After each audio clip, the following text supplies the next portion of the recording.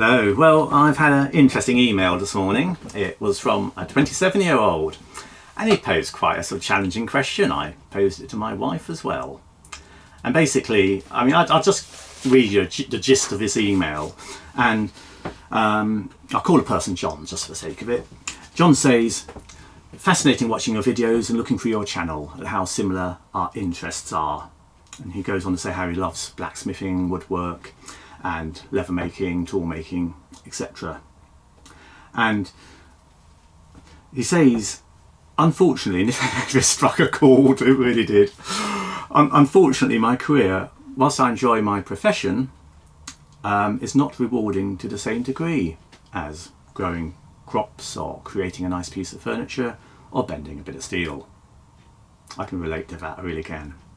I'm 27 now, living with my partner, no children, and my question to you, if you'd be so kind to share your experiences: were you in the same place when you were 27? What would you say to your 27-year-old self?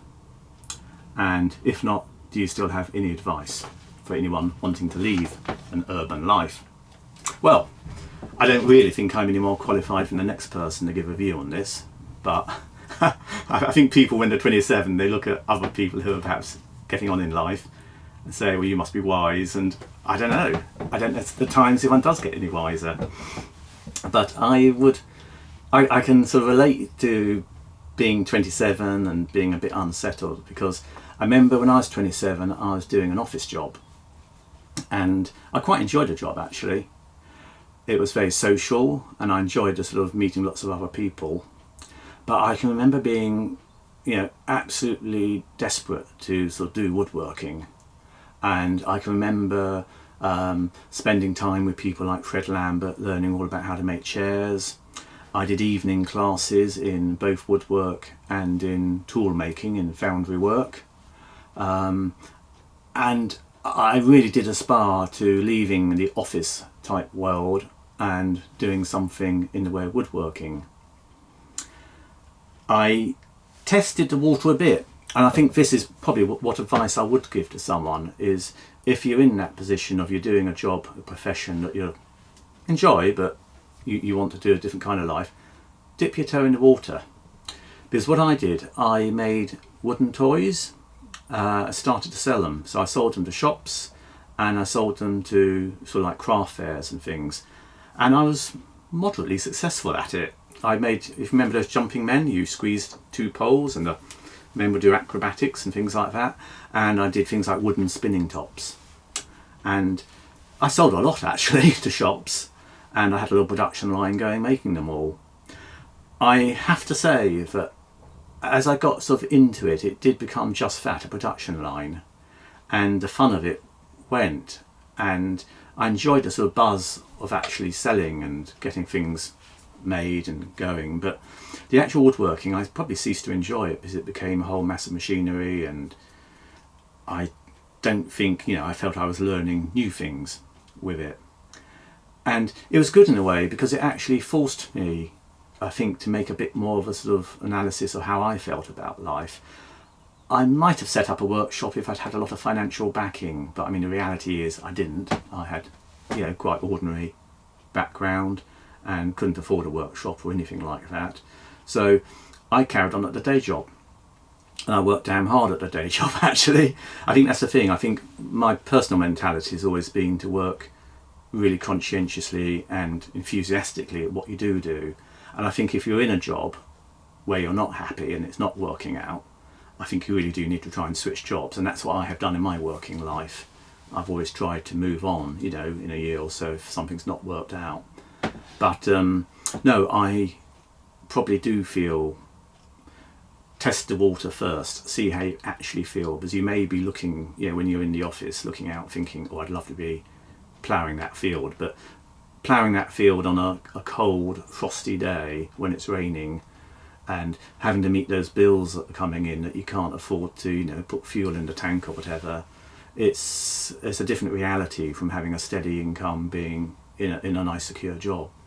So I think that's what I would say to anyone at 27 years old, and I'd say to myself at 27, I think I did come to the sort of realisation that actually I enjoyed the hobbies, but actually the job I'd work at that. I did then later on get married, have children, and of course you get all the sort of golden handcuffs. And some people would say, oh well, look, you know, actually when you're 27, got a partner, perhaps your partner's in a well-paid job, they can perhaps cover you for a year, let you take a year out, try starting something up, see how you find it in reality. That's one option. Another option is to take the view, well, not got dependents, let's actually just have a year regardless of trying to do what I want to do and see how it goes. And I think if you're genuinely passionate about something, it will probably work out. So that's definitely an option. You don't want to get into your sort of later life when you have got all these things tying you down, not to feel that you've had a go at a few things. So I would definitely say that's worth considering. I know my wife had cancer about 10 years ago now, and she did nearly die. It was quite serious. And it did make us reevaluate what we did with our lives. We didn't change all that much, but it did certainly make me think with work, I wasn't going to be working quite so many hours and things like that. And I think that's probably quite important, keeping a balance in life. And that's difficult as you go through life. And I think it becomes more difficult the more senior you become perhaps in an organisation, to actually have that discipline to try and keep the work-life balance good. That's important, I think. So I think really my advice would be follow your passions, do what you think is best, but be realistic. And I mean, you know, end of the day, whatever your situation, you've got to pay your bills, you've got to support yourself, unless you've got a private income or something. So I do think that's important. And I think my advice would be actually test out the water, see how you find it. There's no doubt about it. I think whatever you do, you've got to be passionate about it. I think it is worth trying to get qualification, if you can, of some sort, be it in a trade or in some sort of business you're doing, and just try and enjoy what you're doing. Life's too short. And yeah, looking back, I think I made the right decisions. I would say that looking over, you know, the length of a working life, I'd say at some times my work became too imposing on my life, and I didn't do as much of my woodwork or things like that. And I think my life generally suffered at those points. I think it's important. I think if you can go through life and try and get the balance as you go through it, that's probably the magic, actually, if you can do that.